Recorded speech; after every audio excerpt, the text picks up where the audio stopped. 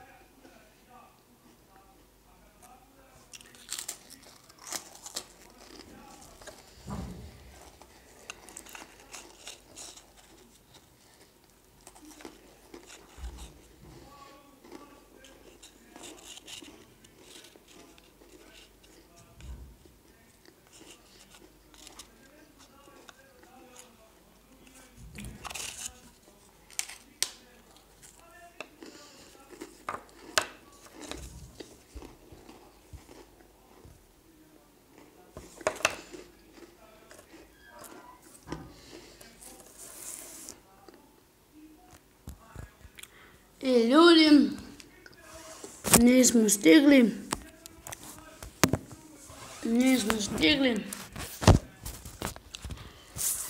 Znači, ostalo je još jedna polovina keksa.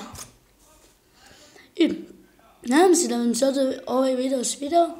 Ako jeste, ostavite like, share, komentar.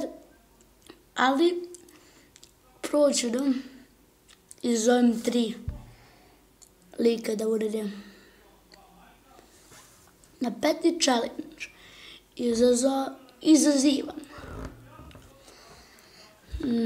Ja mislim da se zove Veki SRB Gamer, tako nešto.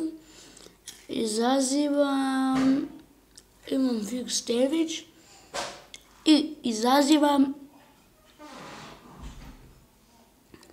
Games Pro DK. Nadam se da vam se ovaj video svidio. Ako jeste, ostavite like, share i komentar. Mi se vidimo u sljedećem. Ćao!